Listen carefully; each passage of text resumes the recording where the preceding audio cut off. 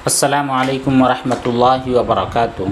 मुहतरम दोस्तों, रोज़ाना की तरह आज भी आपके बहुत सारे सवालात हमारे सामने आए हुए हैं। इंशाअल्लाह उनके जवाब देने की कोशिश करेंगे। अगर आपके सवाल का जवाब आ जाता है तो अल्हम्दुलिल्लाह, अगर अभी तक नहीं मिल सका है तो इंतज़ार कीजिए, जल्द ही आपके सवाल का जवाब दिया जाएगा। पहला सवाल हाफिज़ मोहम्मद सरफराज साहब ने झारखंड से किया है। वो सलाम पेश करते हैं। वालेकुम अस्सलाम। कहना उनका ये है कि एक आदमी बिना किसी उज़्र के, उसको घर भी है और अपने घर पर क़ियाम भी कर सकता है, लेकिन बिना किसी उज़्र के वो मस्जिद में क़ियाम करता है, तो उसका मस्जिद में क़ियाम करना जायज़ है या जायज़ नहीं है? हाफिज़ साहब, मसला यूँ है कि मस्जिद ये सिर्फ़ इबादत की जगह है। अल्लाह तबारक तआला की इबादत की जाती है, नमाज कायम की जाती है। मस्जिद सोने की और आराम करने की और क़ियाम करने की जगह नहीं है।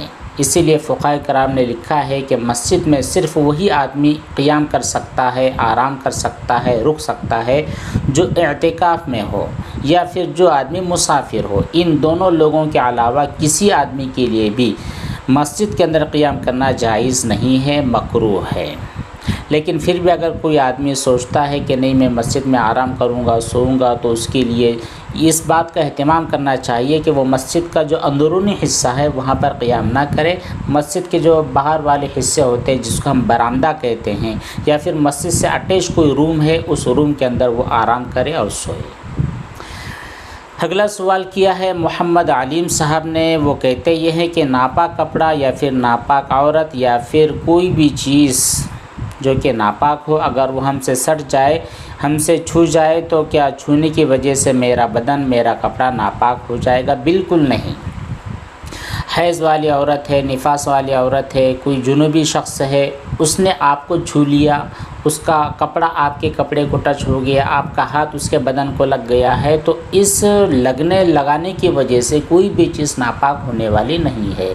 उसूल को आप याद रखें। उसूल ये है कि जब तक आपके बदन में, आपके कपड़े में या आपकी किसी चीज़ में नापाकी का असर नहीं आ जाता है, उस वक्त तक आप किसी भी चीज़ को नापाक तस्वुर नहीं कर सकते हैं। तो आलिम भाई, आप इस उसूल को याद रखें। इंशाअल्लाह आपके बहुत सारे कन्फ्यूज़न, बहुत सारे डाउट्स, बहुत सारे शुकूक व शुबहात यूँ ही रफू चक्कर हो जाएंगे। अगला सवाल हमारे एक बहन ने किया है, नाज़नीन उनका नाम है। उन्होंने सवाल पढ़ा है, काफ़ी लंबा सवाल है। देखिए नाज़रीन, हमने आपके सवाल को अच्छी तरह पढ़ लिया है। आपने सलाम पेश किया, वालेकुम सलाम। जवाब आपके सलाम का ये है कि पेशाब और पखाने से फ़ारिग होने के बाद, ख़ास तौर पर पेशाब से फ़ारिग होने के बाद जो क़तरात आपको नज़र आते हैं, पहले आप इस्तिब्रा कर लें। इस्तिब्रा का तरीक़ा आपको तो मालूम ही होगा। अगर मालूम नहीं है तो हमारे बहुत सारे वीडियोज़ हैं, आप उनको देख लें। तो इस्तिब्रा कर लें, मतलब ये कि थोड़ा आपको खंकार लेना है। जब आपको इत्मीनान हो जाए कि अब मेरी पेशाब की नली में कोई भी क़तरा बाकी नहीं है, उसके बाद आपको टिशू का यूज़ करना है और फिर आखिर में पानी का यूज़ करना है। जब आपने इतना काम कर लिया तो फिर जो पानी के कतरे लगे होते हैं वो पानी के ही कतरे हैं, वो पेशाब के कतरे तस्वुर नहीं किए जाएंगे। ठीक है। इसके अलावा आपको बाकी जितने भी छींटे होते हैं उन तमाम चीज़ों को इग्नोर करना है। उनके अंदर आपको बहुत ज़्यादा सोचने समझने की ज़रूरत नहीं होनी चाहिए। अगला सवाल है,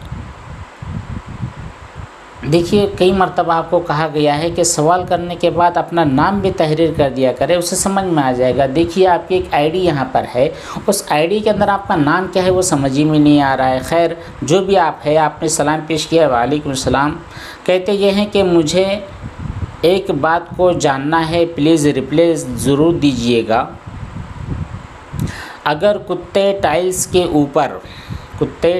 के ऊपर चले जाएं और वहाँ पर उनके पैरों के निशान भी आ जाएं, निशान के आने के बाद 1 दिन 2 दिन गुज़र जाए, फिर उसके बाद हम उस जगह को झाड़ू से साफ़ कर देते हैं, तो क्या वो जगह पाक हो जाएगी? क्योंकि जो कुत्ते के पैर है उनको जो कीचड़ लगा हुआ है वो खुश्क हो चुका है। खुश्क होने की वजह से हमारी ज़मीन पाक हो गई है या नहीं? देखिए, अगर वो कुत्ते के पैरों के नीचे की जो मिट्टी थी या उसके जो पैरों के निशान थे वाक़ईतन नजासत से मुलव्वस होकर आए थे, नजासत और नापाकी वाले जो निशानात थे, इनके सिर्फ सूखने की वजह से, क्योंकि सूख गई है लेकिन वो जो नजासत है अभी तक ख़त्म नहीं हुई है, तो वो सिर्फ झाड़ू देने और पोंछने की वजह से काम नहीं होगा। बाकायदा आपको उस जगह पर, मान लीजिए 2 फीट की एक पट्टी है, वहाँ पर कुत्ता चला है, वहाँ पर पूरे उसके पैरों के निशानात हैं, तो आप उस 2 फीट की पट्टी को अच्छी तरह धो लें, एक मरतबा पानी डाल लें, उस पानी को बाहर बहा दें या फिर उसको पोंछ लें, जज्ब करवा लें, फिर दूसरी मरतबा पानी डालकर सुखा लें, तीसरी मरतबा पानी डालकर सुखा लें। अब आपकी वो जो फर्शी है वो पाक हो जाएगी। सिर्फ आपने झाड़ू मार दिया है तो झाड़ू मारने की वजह से अब कोई मसला नहीं हुआ, लेकिन बाद में अगर वहाँ पर पानी गिर जाता है तो फिर वो जगह नापाक हो जाती है। इस बात को आप अच्छी तरह समझ लें। ठीक है, अगला सवाल है नालैन का। कहते ये हैं कि अस्सलाम वालेकुम। वालेकुम अस्सलाम। मुफ्ती साहब, मैं आपकी ऑलमोस्ट तमाम वीडियोस देख चुकी हूँ, कोई मिस नहीं की है,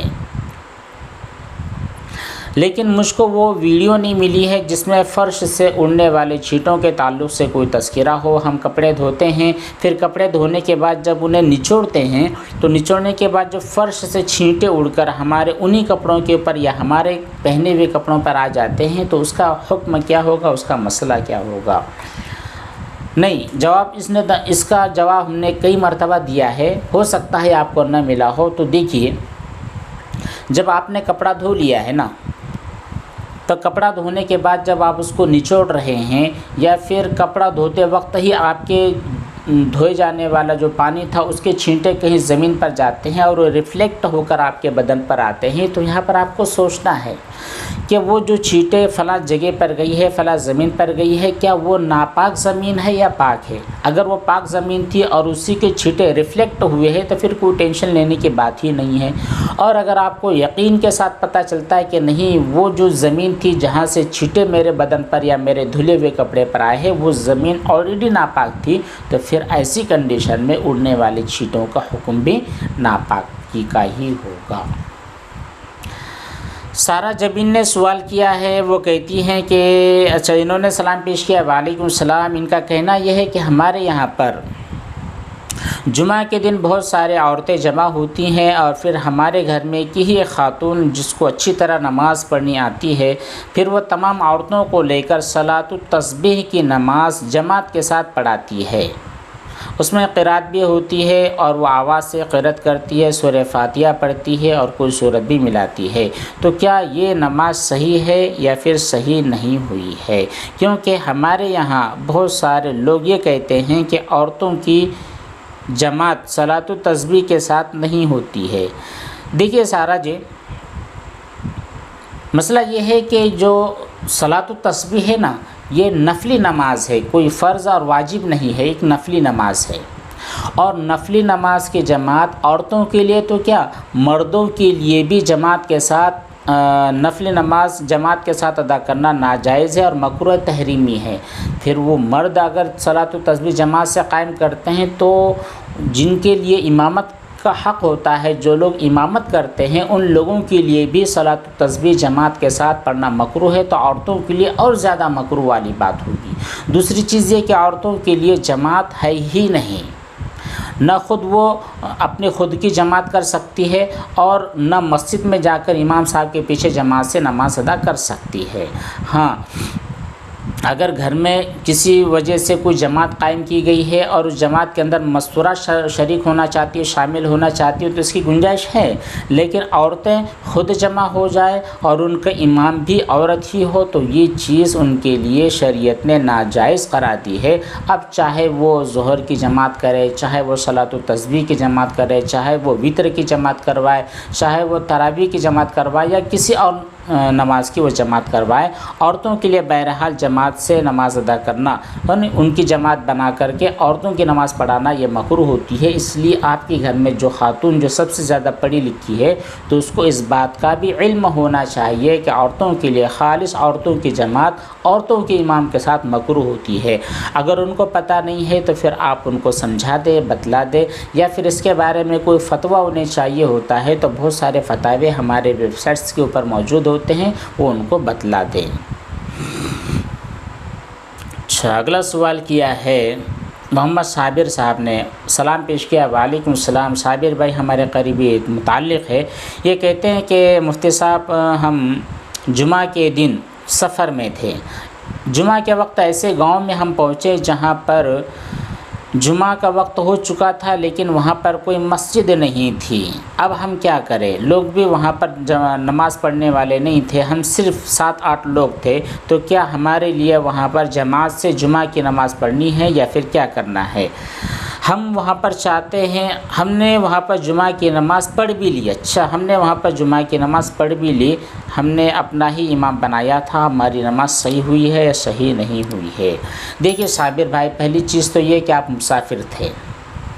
जब आप ट्रैवलिंग किए, अपने शहर से चले, तो आपने जो मकाम बतलाया है ये आपके मकाम से जहाँ पर आप जा रहे हैं, जो आपकी डेस्टिनेशन है, वो ऑलमोस्ट 90 किलोमीटर से ज़्यादा है। 90 किलोमीटर से ज़्यादा का आप सफ़र कर रहे थे, तो आप मुसाफिर थे। इसलिए जब दरमियान में आप रुके थे तो उस गांव के अंदर अगर जुमा होती ही नहीं, यानी जुमा की शरात वहाँ पर पाए जाती ही नहीं है, तो फिर आपको भी वहाँ पर ज़ोहर की नमाज़ पढ़नी चाहिए थी। जुमा चूँकि उस मकाम पर जायज़ नहीं है, इसलिए आपके लिए भी वहाँ पर नहीं होगा। दूसरी चीज़ ये कि अगर आपने वहाँ पर जुमा की नमाज़ जमात के साथ पढ़ ली है, तो अब आपकी वो जुमा हुई नहीं है। आप अपने घर पर आए हैं, तो घर पर आने के बाद आपके लिए ज़रूरी है कि 2 रकात जुमा ज़ोहर की जो कि आपकी छूट चुकी है वो क़स्र के साथ अदा कर लें। ठीक है, बस इतने सवालात। इनके अलावा और भी जो बहुत सारी चीज़ें हैं, बहुत सारे सवालात हैं, उनके जवाबात इंशाअल्लाह अगली नशिस्त में, अगली मजलिस में ज़रूर दिए जाएंगे। अल्लाह तबारक तआला हम सबको अमल की तौफ़ीक़ बख्शे। वस्सलामु अलैकुम व रहमतुल्लाहि व बरकातुहू।